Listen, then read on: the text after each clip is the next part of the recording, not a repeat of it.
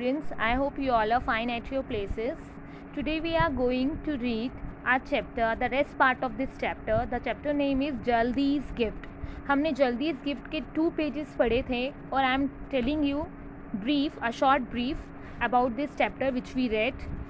In this chapter we read the story of the Jaldiz. Jaldiz is the name of a little dog जिसके पास unusual gift है. मतलब कि जैसे कि बाकी डॉग्स के पास होता है, हियरिंग पावर होती है, स्मेलिंग पावर होती है, they can smell the man, they can smell the things very easily and catchable very as compare to others. तो बट जो जल्दीज है उसके पास अनयूजुअल गिफ्ट है. अनयूजुअल गिफ्ट मतलब कि वो सेंस कर सकता है कि लोग अगर डर रहे हैं तो वो ये सूंघ सकता है, स्मेल कर सकता है. अगर कोई खुश है तो वो चीज़ भी ये स्मेल कर सकता है, जो कि एक वेरी डिफरेंट पार्ट है बाकी कंपैरेटिवली डॉग से. और इसके अंदर हमने ये स्टोरी बताई कि एक इनके यहाँ पे कौन आया हुआ है, गेस्ट आया हुआ है, आउटसाइडर आया हुआ है, विजिटर आया हुआ है जिसको यहाँ पे बोला हुआ है. तो वो विजिटर इनको चेक करता है कि who can hear as compare to others well, who can smell. In 3 dogs हैं, तीनों के डॉग्स का नेम है, एक योगी, मस्ती एंड जल्दीज. ये 3 एक दो ब्रदर हैं और उनके मदर और डैड की ये स्टोरी है. हमने अभी तक पढ़ा कि कैसे उन्होंने टेस्ट लिया विजिटर ने कि वो योगी कितना अच्छा सुन सकता है, मस्ती कितना अच्छा स्मेल कर सकता है, बट जल्दीज इस स्मेलिंग में और हियरिंग में इन दोनों भाइयों से तेज नहीं है. बट इसके पास एक अनयूजुअल गिफ्ट है कि वो ये पता कर सकता है कि कौन डर रहा है, वो ये चीज़ भी स्मेल कर सकता है. तो ऐसे ही उसने ये चीज़ स्मेल करके बताई कि मेरे यहाँ पे एक गर्ल है जो कि वहाँ पे गार्बेज के वहाँ पे बैठी हुई है और वो डर रही है, फ्राइटेंड हो रही है, बहुत ज़्यादा डर रही है बिकॉज उसके पास कोई भी नहीं है उसके पास. तो यही चीज़ उसके फॉलो करते हुए उसने बोला कि मुझे उसकी हेल्प करनी है और सब उसको फॉलो करते हुए उस जगह पे पहुंच गए जहाँ पे वो गर्ल डरी हुई थी. तो फिर जो उसके विजिटर था वो बिल्कुल सरप्राइज हो गया है ये चीज़ देखकर कि कैसे उसने ये चीज़ करी. So we are going to read the rest part of this chapter. So let's start. Mother did not congratulate her. In fact, she hardly took notice of the remark. She edged protectively towards the child. Her mother probably saw by. She told us, Yogi must see if you can keep her amused, while Jaldi's help her find mother. क्या बोला हुआ है, जब उसकी जल्दी की जो mother है वो उसने कॉन्ग्रेचुलेट नहीं किया बिकॉज वो ऑलरेडी जानती थी कि मेरे बच्चे के पास ये पावर है. तो उसकी मदर ने उसको बोला, योगी और मस्ती को बोला कि अगर तुम उस बच्चे को खुश कर सकते हो, अम्यूज मतलब खुश कर सकते हो तो करो, जब तक जल्दी उसकी मदर को ढूंढ के नहीं ले आता. This was difficult with the distracting smell of the garbage driving every other signal out of gently draw me away from my head. क्या बोला हुआ, ये कौन बोल रहा है, जल्दी बोल रहा है कि ये बहुत डिफ़िकल्ट है. डिस्ट्रैक्टिंग मतलब कि मुझे उस चीज़ से डिस्ट्रैक्ट कर रहा है, हटा रहा है. जो गार्बेज की भी स्मेल आ रही है और साथ में उसको वो बच्चे के डरने की भी स्मेल आ रही है. तो वही वो चीज़ देख रहा है कि मुझे ये बहुत डिस्ट्रैक्ट कर रहा है, ये मुझे अपने उस मतलब कि एम से मुझे दूर हटा रहा है. Father was very patient with me. But father जो थे, मतलब जल्दी के जो फादर थे वो बहुत ज़्यादा पेशेंट थे, मतलब सब्र वाले थे. Twice he had to gently draw me in teasing since our important visitor was no. वो बार बार उनको सेंस मतलब जो खुशबू आ रही है उनको रिकोगनाइज कराने में उनके फादर हेल्प कर रहे हैं. बट जो इम्पॉर्टेंट विजिटर था उसने कोई भी उनकी मदद नहीं की. He found the child mother at last stuffing a large sack with bits of the plastic and she had sold from the dump. क्या बोला हुआ है कि वो जो है उनकी जो चाइल्ड एट लास्ट उनकी मदर मिल गई. वो कहाँ थी, वो भी बोरियों की जो प्लास्टिक का जो गन था उसमें लगी हुई थी. और सेल्फगिड का मतलब होता है कि कुछ खो जाना. वो डंप से कुछ ढूंढ रही थी, निकाल रही थी. It was not easy at all making understand that her child was frightened and miserable at being left alone with nobody to mind her. Father से we must not be impatient with beginnings of low intelligence, but you can't always be patient, can you? तो इसका मतलब क्या बोला हुआ, it was not easy at all, ये बिल्कुल भी ईजी नहीं था. Making her understand that her child was frightened. उनको ये समझाएं, क्योंकि डॉग्स बोल नहीं पाते हैं, वो अपने बार्किंग वगैरह से समझाते हैं. तो वो ये बता पाएँ कि उनका बच्चा जो अकेला है, फ्राइटेंड मतलब डर रहा है, एंड मिजरेबल उसको बहुत बुरा फील हो रहा है, एट बीइंग लेफ्ट अलोन अगर उसको अकेला छोड़ दिया है तुमने तो, विद नोबडी टू माइंड हर कि कोई भी उसको बता पाए, उसको थोड़ी सी कंसोल कर पाए. Father says we must not be impatient with beings of low intelligence. क्या बोला हुआ, फादर ने बोला, मतलब कि जो जल्दी है उसके फादर ने उसको बोला कि आपको इम्पेशेंट नहीं होना, पेशेंस रखना है आपको, बिकॉज जो लोग होते हैं उनके पास लो इंटेलिजेंस है, इतनी कम इंटेलिजेंस है कि वो डॉग की बात समझ नहीं पाते। But you can't always be patient, can you? But हम हमेशा पेशेंट नहीं रह सकते, बिकॉज जब हमें कुछ भी घबराहट, जैसे लाइक फॉर एग्जांपल हमें बोलते हैं ना कि आपको पेशेंसली बिहेव करना चाहिए, बट जब हमें कोई चीज़ बहुत ज़्यादा, हम जिसको लेके क्यूरियस हो जाते हैं, ईगरली जानना चाहते हैं, तो हम उसके लिए पेशेंट नहीं रह पाते ना। तो वही बोल रहा है कि हम हर समय पेशेंट तो नहीं रह पाते।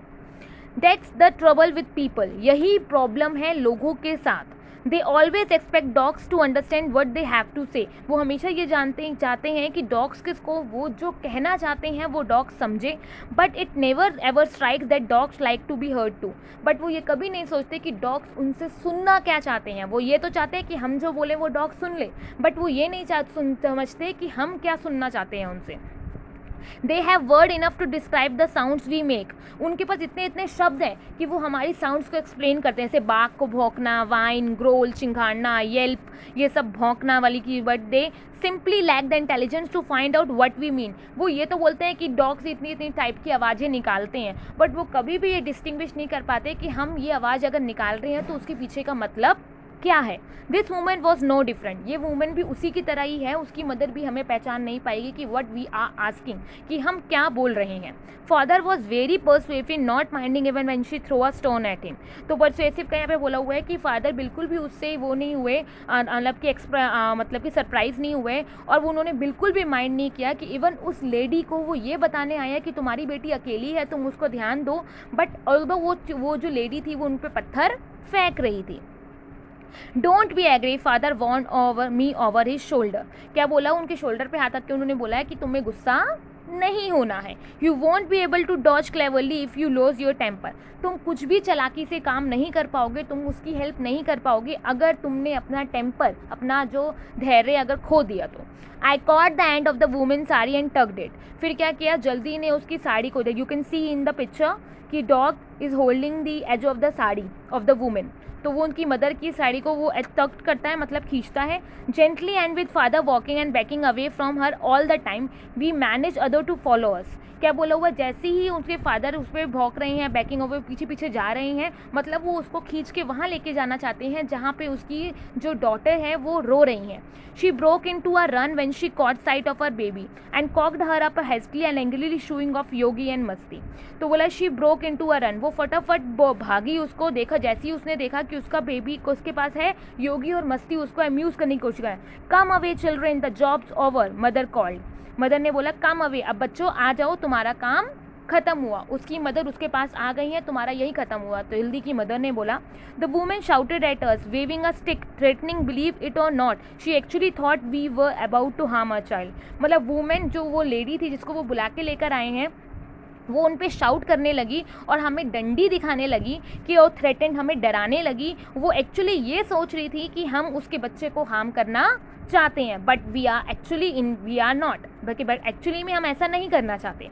Well daughter, father said carefully, it appears you have a gift, how exciting as squeeze it's to be born. क्या बोला हुआ है कि वेल डन, तुमने बहुत अच्छा किया, फादर ने सैड केयरफुली कहा। They shook their heads, a gift is something you have inside you, तो उन्होंने अपना हेड हिलाया। A gift is something you have inside you, gift वो है, उपहार वो है जो आपको खुद के अंदर से ही मिला हुआ है। Mother said inside your head, आपके खुद के हेड के अंदर। It's what you make think, ये वही चीज़ है जो आपको सोचने को मजबूर करता है। I wrinkle my nose, it seem to me that they were making a slight mistake. Oh no, it's a yogi that has the gift. I corrected them. It's him that does all that thinking. Father agreed. उसने बोला कि ये gift योगी के पास है, उसने ये correct करके बताया। योगी had excellent brain but his is a different sort of gift. जल्दी क्या बोला हुआ है कि योगी के पास एक्सीलेंट ब्रेन है, बट जो गिफ्ट जो योगी को जल्दी को मिला हुआ है वो उससे अलग है। एवरी पप is born with a gift, मतलब कि एवरी जो डॉग है वो कोई ना कोई गिफ्ट लेके जन्मता है। We just find out what yours is, हमें भी ये ढूंढना चाहिए कि हमारे अंदर भगवान जी ने ऐसी कौन सी क्वालिटी दी है जिसको हम लोगों के लिए, हेल्प के लिए यूज़ कर सकते हैं, लोगों के भले के लिए यूज़ कर सकते हैं। What's its state? I asked eagerly. Eagerly मतलब बहुत जल्दी से जानने के। I am afraid of you will have to find out for yourself. Mother answered, it would be the same if we told you. I am afraid you will have to find out for yourself. क्या बोला? मैं बहुत डर गया हूँ, आप तुम्हें खुद ही ढूंढना है अपने लिए। मदर ने आंसर किया कि तुम्हें खुद ही ढूंढना है कि तुम्हारे को भगवान जी ने कौन सा गिफ्ट दिया है। It would be the same if we told you, ये वो वही सेम होगा जो हम तुम्हें बताएंगे। सो स्टूडेंट्स, हमने ये चैप्टर पढ़ा और हमने चैप्टर में सीखा कि कैसे, हमने इस चैप्टर से क्या सीखा। In this chapter we learn that every man, every person, every animal has some special gift from the God. God ने हमें कोई ना कोई स्पेशल गिफ्ट दिया है। और इसमें क्या होता है कि कुछ बच्चे किसी में अच्छे होते हैं, कुछ बच्चे किसी चीज़ में अच्छे होते हैं। तो हमें वो अपनी इनर विलिंग जो गिफ्ट है, इनर विलिंग पावर है, उसको रिकॉग्नाइज करना है, पहचानना है और हमें उसके ऊपर वर्क करना है। और कैसे हम लोगों की हेल्प कर सकते हैं, उसका यूज़ करके हमें वो चीज़ करनी है। We can learn from these dogs. हम इन डॉग्स से भी सीख सकते हैं कि वो कैसे, कितने हेल्पफुल नेचर है। तो हम तो ह्यूमन बीइंग हैं, इवन हमारे पास उनके लेवल से ज़्यादा इंटेलिजेंस है, तो हम उस का यूज़ कर सकते हैं ना। तो हमें अपने अंदर के पावर को समझना है और साथ में उस चीज़ को रिकॉग्नाइज करके उस पर वर्क करना है। आई होप आपको ये चैप्टर समझ में आया। Please do practice of reading daily. You must spend 15 minutes in for reading. आपको रीडिंग के लिए स्पेंड करने हैं। ईच एंड एवरी वर्ड को 2-2 बार रिपीट करना है। You must know how to pronunciate each and every word of this chapter and you also must know the meaning of each and every word of this chapter. I hope you can understand this chapter. Thank you.